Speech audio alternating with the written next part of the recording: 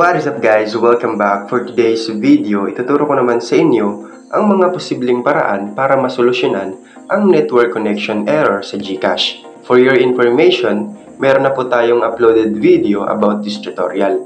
And based po sa mga nababasa kong comments doon, may mga nagsasabi na working daw sa kanila yung solutions and meron namang hindi. So I decided to make this video para ituro sa inyo kung ano pa ang mga posibleng paraan para masolve ang ganitong error sa GCash. Para kung hindi gumana yung mga paraan na shinare ko sa unang video, baka sakaling mag-work sa inyo itong mga paraan na ibibigay ko sa video na ito. But before we continue this tutorial, kung bago ka pa lang sa yung channel, hinihiling ko po ang inyong mga kamay para i-subscribe ang channel na ito and don't forget to hit the notification bell para lagi kang updated every time na mag-upload ako ng mga bagong videos. And without further ado, let's get started. Isa nga po sa mga paraan na to ay yung pagpalit ng SIM card. Kung dalawa yung SIM card nyo, try nyo gamitin yung isa pang SIM card. And make sure nyo na may load yung SIM card na gagamitin nyo. Ngayon kung di gumana yung ganitong paraan sa inyo, let's move with the second way. And dito po yung pag-open ng GCash nyo ng paulit-ulit. Dito try again nyo lang ng try again hanggang sa makapasok kayo or makapag-login kayo sa GCash. Ngayon kung nakaraming try again na kayo and di pa rin gumana, then move na kayo sa pangatlong solution. Yung paraan nga po na ito is tested na ng iba and talagang gumana sa kanila. Dito try nyo lang i-power off yung phone nyo, then tanggalin nyo yung SIM card nyo. And after few minutes, balik nyo lang yung SIM card, then on your phone. Tapos, try nyo lang i-open ulit yung GCash nyo.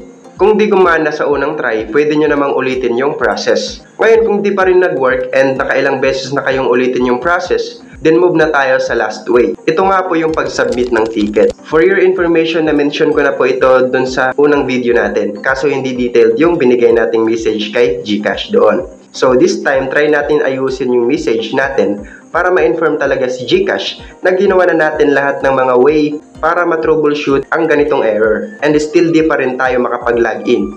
So ngayon, ituturo ko sa inyo yung pag-submit ng ticket. So ito nga po yung tamang pag-submit ng ticket. Una, pupunta lang tayo sa Chrome or any browser na available sa inyong mga phone. Then dito, search lang natin dito yung GCash Help Center. Ito.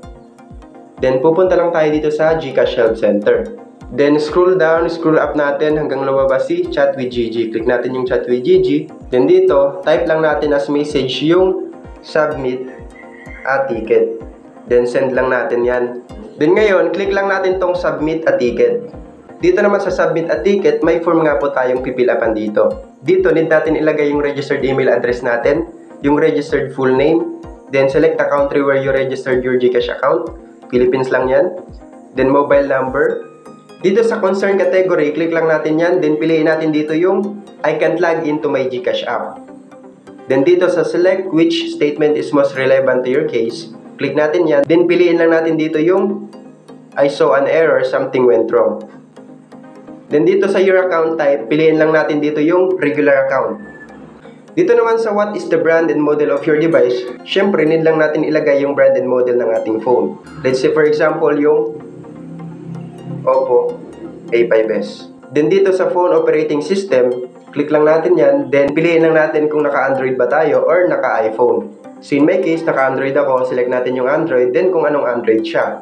Android 13. Then dito sa date encountered, select lang natin yung date kung kailan natin na-encounter yung ganong error. And pwedeng hindi na kasi optional lang naman yan. So hindi na tayo maglalagay ng date. If you saw an error code, please input it in this box. If none, put 0. So dito naman sa error code, lagay lang natin dito yung OT50.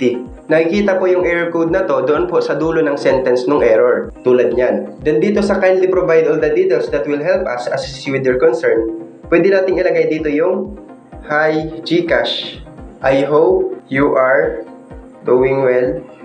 I just want you to ask why I can't log in to my GCash app and I encountering error that says network connection error and something went wrong. Despite of having strong internet connection, I already performed all the possible ways to troubleshoot this error, but it still not working. Please help me to fix it. Thank you. So yan, pwede nyong gayahin yan. Ilalagay ko na lang to sa comment section yung message na to para madali nyong ma-copy and paste. Then dito naman sa attachments, dito natin idadrop yung picture nung error or yung screen na may nakalagay na something went wrong or network connection error. Select lang natin yung file na yon, then upload lang natin dito. After nating ma-upload yung file na yon, click lang natin tong submit. Then after nating makapag-submit ng ticket, monitor lang natin yung Gmail natin dahil dun po mag-response si GCash para ma-update po niya tayo about sa status ng ating concern. And tutulungan po tayo ni GCash para ma-address yung problem natin. So yun po yung last way natin. Sana may gumana at least isa man lang na way sa inyo. And hanggang dito lang video na ito. Sana nakatulong. Have a nice day. Thank you. Goodbye. Peace out.